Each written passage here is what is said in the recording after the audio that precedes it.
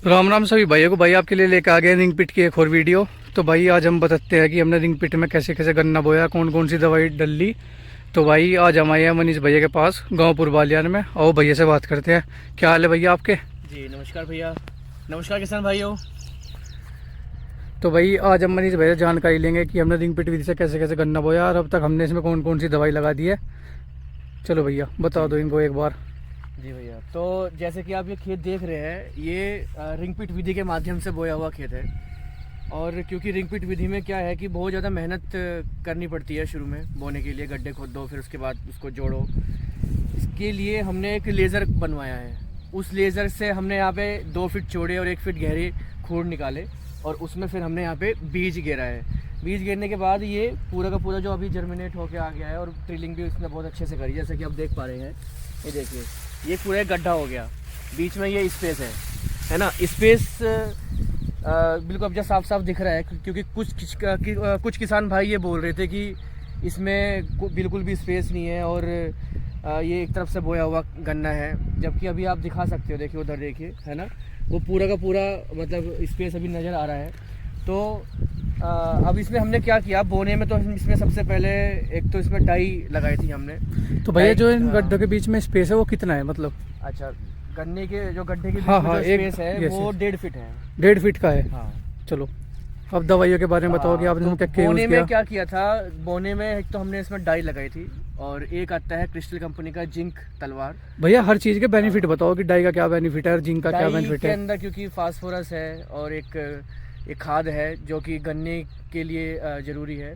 तो फास्फोरस से क्या होगा कि जो गन्ने के अंदर जो जड़ों का विकास होता है और जिसके अंदर जो नाइट्रोजन है वो पौधों के लिए बहुत अच्छा है ना, जमा। और ये खाद है क्योंकि डाई हमेशा जड़ के बिल्कुल समीप डलनी चाहिए। तो जब कैंची जब जर्मिनेट होगी, उसमें से जड़ निकलेगी, तो उसको तुरंत वहीं पे ही डाई मिलेगी, तो उसको भोजन मिलेगा, तो वो बहुत ही अच्छे से ग्रो करके चलेगा शुरू से ही। और दूसरा हमने इसमें जिंक गेरा है, जिंक तलवार। जिंक का क्या काम क्या होता है कि जो हमारी ज़मीन में जो हमने फर्टिलाइज़र इस्तेमाल किए हैं उनको जड़ से के माध्यम से खींच के ऊपर पत्तों तक लेके जाता है जिंक।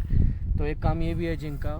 दूसरा इसमें फिर हमने एक माइकोराजा लगाया था। माइकोराजा एक फंगस है, ये गुड फंगस होती है जो कि हमारे ज़मीन में डलती है और डलने के बाद ये हमारी ज़मीन में पूरी तरीके से फैल जाती है और जो बैड फंगस है उनको खाती है और हमारे जड़ों में काफ़ी अच्छा हेल्प करती है। जड़ों को बहुत अच्छे 700% तक ये बढ़ा देती है। तो मतलब भैया जो फंगस है वो भी मतलब डालनी जरूरी है? हाँ, ये जो माइकोराजा है ये ज़रूरी है, डाल सकते हैं। साथ में हमने इसमें एक वोल्टाक्स कंपनी का क्रिस्टल कंपनी का एक वोल्टाक्स प्रोडक्ट आता है, एक वो गेरा था उसमें। उसके क्या बेनिफिट्स हैं? वो कीटनाशक है। जैसे कि हमने गन्ना बोया नीचे ज़मीन में, तो उसमें बहुत सारे जो ज़मीनी कीट है वो लगने का खतरा रहता है, तो उससे उसको बचाता है। बाकी इसमें कोई भी हमने फंजीसाइड बोने में या सल्फ़र बोने में इस्तेमाल नहीं किया, क्योंकि सल्फ़र या फिर फंजीसाइड जो है वो माइकोराजा के साथ में इस्तेमाल नहीं करना चाहिए। क्यों भैया, उसके क्या नुकसान है? एक दूसरे के ये टक्कर है, क्योंकि जो सल्फ़र है वो भी फंजीसाइड है, तो ये फंगस को मार देती है। जबकि हम खुद खेत में गुड फंगस डाल रहे हैं, जैसे कि मैंने आपको बताया ये माइकोराजा, तो ये एक दूसरे को की काट करती है, तो हमें डालना नहीं चाहिए। हाँ तो वही बात होगी कि हम फंगस ही खेत में ला रहे हैं और फिर फंगस मारने के लिए दवाई डाल दी।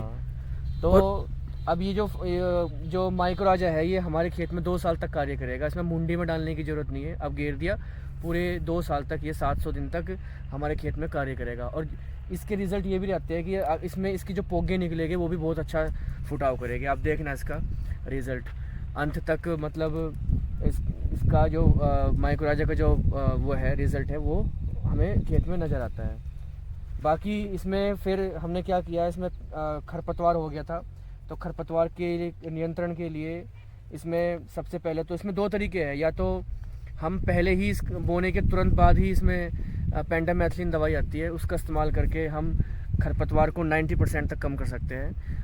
क्योंकि हमने इसमें इस साल पेंडामेथलिन इसका इस्तेमाल नहीं किया, पिछले साल तो किया था, तो बड़े अच्छे रिज़ल्ट है पेंडामेथलिन के। और दूसरा इसमें जब खरपतवार उग आया तो उगने के बाद हमने इसमें सैम्प्रा का इस्तेमाल किया था। और जो अदर जो वे थे उनको मारने के लिए हमने 2,4-D वगैरह और मैट्री का इस्तेमाल किया था। तो बिल्कुल क्लीन हो गया था खोड़ उस टाइम पे। उसकी भी वीडियो यूट्यूब चैनल पे पड़ी हुई है, आप जाके चेक कर सकते हैं। और दूसरा इसमें फिर हमने इसमें ब्याज की दवाई लगाई जब खरपतवार ख़त्म हो गया। ब्याज निकलने के बाद इसमें हल्का फुल्का जो खरपतवार था वो दिखना शुरू हो गया था, क्योंकि साइड में नीचे से क्योंकि निकल के आ गया।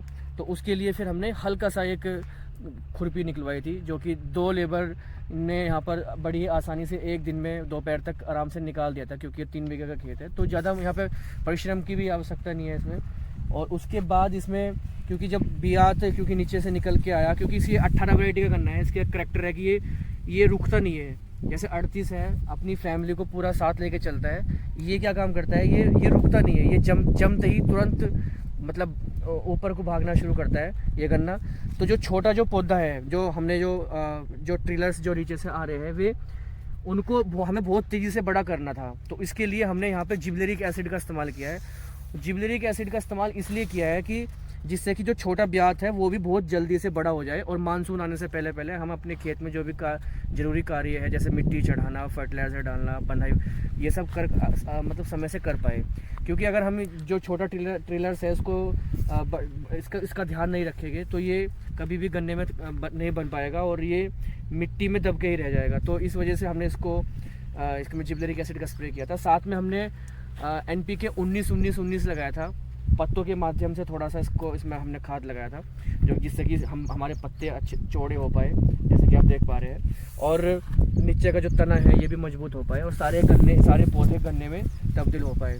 और साथ में हमने यहाँ पर मार्शल एक कीटनाशक का इस्तेमाल किया था, जो कि क्योंकि टोबोरर की मक्खी उस टाइम पे थोड़ी नज़र आ रही थी, अब तो खैर नहीं है, तो उसको टोबोरर के कंट्रोल के लिए हमने यहाँ पे मार्शल का इस्तेमाल किया था।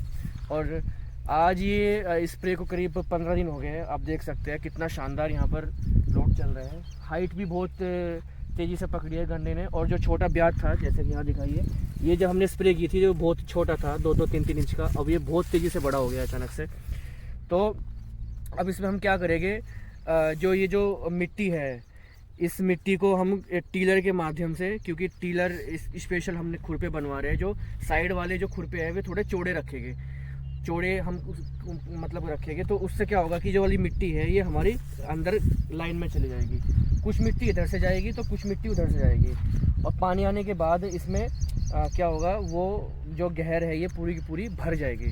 तो भरने से इससे फिर ये तो हमने एक बार मिट्टी चढ़ाई, फिर दूसरी बार जब मिट्टी चढ़ाएंगे तो जिस खूड़ से हमने जिस लेज़र से हमने खूड़ निकाले थे, उसी लेज़र से हम छोटे ट्रैक्टर के माध्यम से इसमें हम दबा के मिट्टी चढ़ाएंगे बरसात आने से पहले पहले।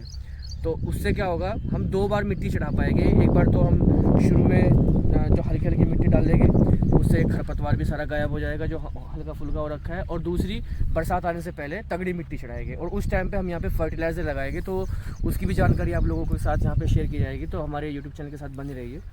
और बाकी इसमें आप देख ही सकते हैं कितना अच्छा यहाँ पे रंग अभी आ रखा है, और किसी प्रकार का कोई रोग नहीं है किसी भी फसल में, किसी भी पौधे में। तो अब तक का जो भी इसमें प्रबंधन हमने किया है वो आप लोगों के साथ शेयर किया गया है, और ऐसे ही आगे भी ऐसे ही करते रहेंगे।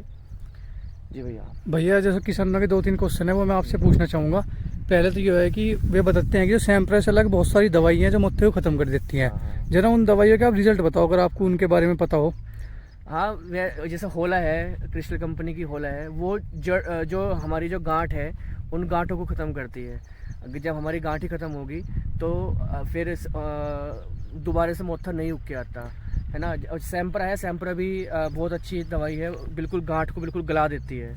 लेकिन जो अदर्स जो दवाई है वो उनका मुझे इतना अच्छा रिज़ल्ट नहीं लगा, क्योंकि वो केवल ऊपर से फूकती है, और जो नीचे की जो गांठें हैं वो झुकी तो रहती है, वो दोबारा से मतलब निकलने की संभावना रहती है मोथे की।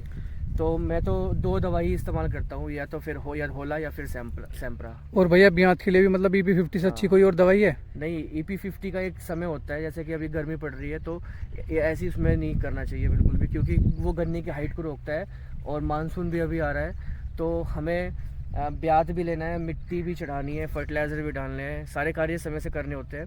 तो अब क्योंकि समय नहीं रहा, वो उसका एक समय होता है। और EP50 दवाई ये तो फ़ोन या कह लो बहुत अच्छी दवाई है, बहुत ही अच्छा टेक्निकल है, जो कि गन्ने के अंदर वो क्या करता है, वो गन्ने की हाइट को रोकता है और थोड़ा सा ज़मीन के अंदर भभका पैदा करता है, जिससे कि हमारे गन्ना फुटाव पे चल पड़ता है।